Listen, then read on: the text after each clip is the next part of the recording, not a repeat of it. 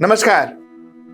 Welcome to another episode of Editorial, and today I am going to talk about the budget that our Honorable Finance Minister presented.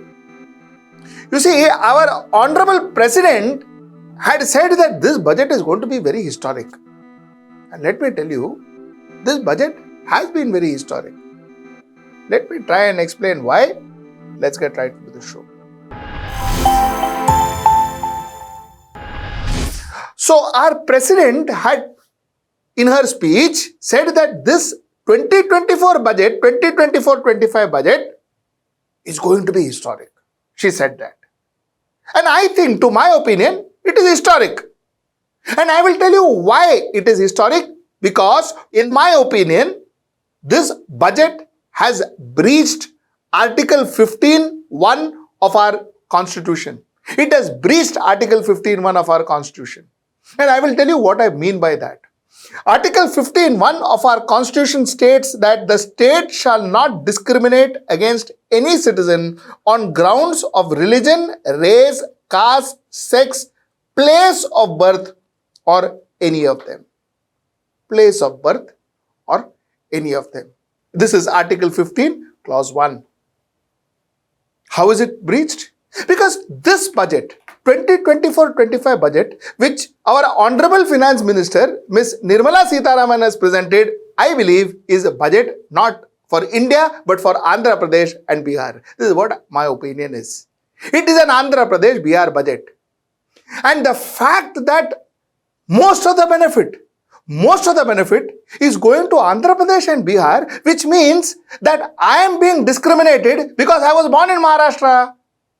I am being discriminated. Somebody from Kerala has been discriminated. Somebody from Tamil Nadu has been discriminated. Somebody from Gujarat is being discriminated. Somebody from Madhya Pradesh is being discriminated. So, aren't we discriminated purely because of our place of birth? So, isn't it going against the Constitution, Article 15, Clause 1? This is the point I want to make today.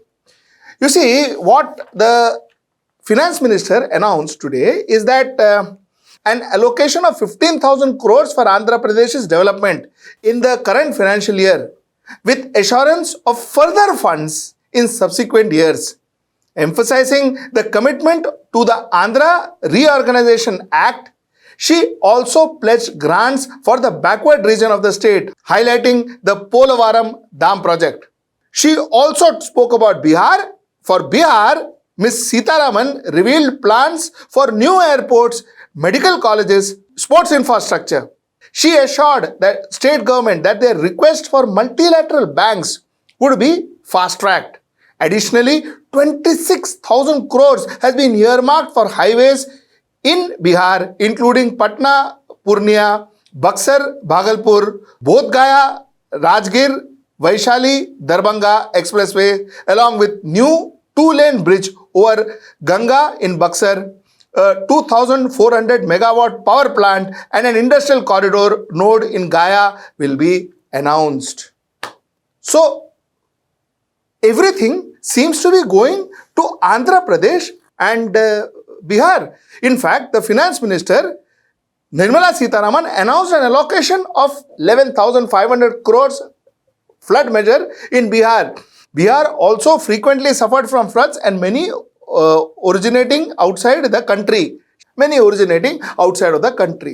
She also spoke about Assam. Well, she says Assam grapples with flood every year, but she never spoke about a package for Assam. She would be giving possibly, but she never spoke today. Uttarakhand, she spoke about it, never spoke about a package. Himachal Pradesh, she spoke about it, but never spoke about a package. Sikkim, she spoke about it, but never spoke about a package. Now, the point is, I'm not saying she may not give. That is not what I'm saying, but she has not spoken today. What do I understand from that?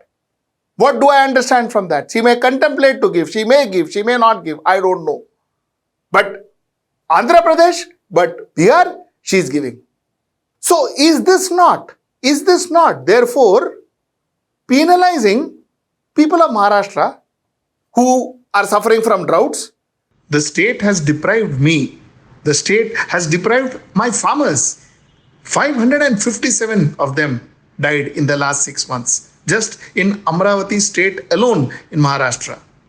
In fact, if you go by Figures 2021, 2,743 farmers had committed suicide in Maharashtra. If you go by figures, 2022, 2,942 farmers had committed suicide. 2023, last year, 2,851 farmers had committed suicide. And if you go to see, Marathwada and Amravati are the two highest suicide cases.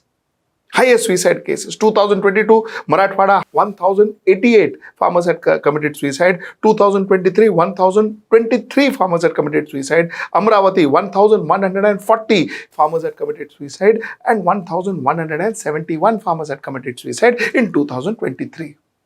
2024 figures are going to be similar. The reason I am so frustrated is because the state administration knows that this is going to happen. The politicians knows that this is going to happen. Everybody knows that it is going to happen, but we let it happen. We let it happen. And it is not that under today's day and age that the state with proper investment, proper planning can avoid it. We can avoid it. We can stop these people from dying. We can stop these people from dying. Unfortunately, we think of our farmers only when it comes to elections.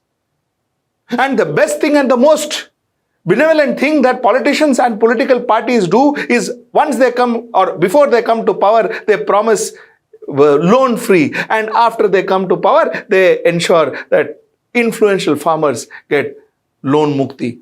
Their loans are waived off. This is what we do for our farmers. That's it. That's it. You see, according to an official report, according to the Maharashtra state government, that is, in February 2024 report, they say 66% of Maharashtra is drought affected. The drought has been officially declared in 1,532 out of the total 2,292 revenue circles, accounting for 66% of the state. Now, I'll tell you what revenue circles are. I'll give you that explanation. Under the present revenue administration system, each district is divided into subdivisions for administrative convenience, and each division may consist of 4 to 5 talukas. These talukas further subdivided into revenue circles, and each circle is around 6 to 8 villages. 6 to 8 villages is one circle, and 1,532 circles are now drought affected. This is the state of Maharashtra. Penalizing others purely because there is a political need? Purely because there is a political need? So isn't that, therefore, discriminating against us? You see, we already know that Bihar almost gets 7.06 rupees per rupee that we pay the center, that Bihar pays the center. Whereas a state like Maharashtra gets 0.08 paise for a rupee that Maharashtra plays the center. Now, I'm not saying it is the finance minister's fault or the finance ministry's fault. It is decided by the finance commission. That's a different issue. But end of the day, isn't it unfair to a Maharashtrian, like I asked? Isn't it unfair to a Karnataka? Isn't it unfair to a Haryana who gets 0.18 paise for 1 rupee that he pays the government? Isn't it unfair? So therefore, isn't it breaching our constitution? The point is, in our federalism, a central government should be looking at each state, should be looking at the welfare development of each state.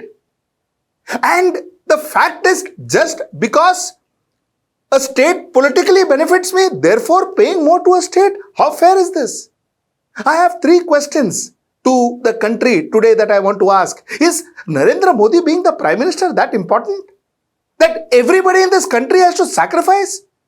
Every other person except for Bihar and Andhra Pradesh has to sacrifice, and Bihar and Andhra Pradesh gets, it is very good that Bihar and Andhra Pradesh gets what they get. I'm happy, they are part of our country, they are our countrymen, great. But the fact is it fair to be giving it at our cost? Is it fair? That too because they helped the current Prime Minister, Mr. Narendra Modi, to be the Prime Minister. Is that fair? That's the question I asked tonight. 2, is this a Janadesh? Is this Janadesh for Prime Minister Narendra Modi, or is this a pure quid pro quo? Is Mr. Narendra Modi the Prime Minister of India because of Janadesh or quid pro quo? This sounds like quid pro quo. JDU is supporting them, TDP is supporting them. So Andhra is getting whatever Andhra is getting, and Bihar is getting whatever Bihar is getting. Other states, nothing. There is nothing important in this budget except for this. Some revenues that middle class has got. The finance minister has benevolently increased the tax slab to some nominal amount. That is all.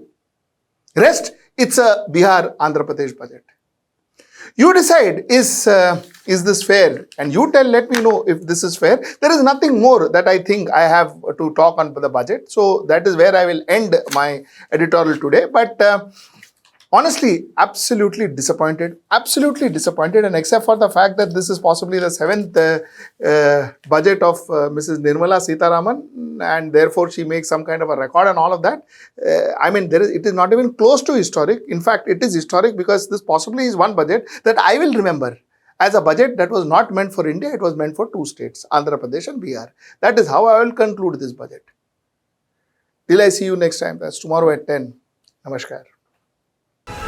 Stay ahead with our cutting-edge news app. Instantly access the latest shorts in just 1 minute and breaking news in just 50 words. Download now for a smarter, faster news experience.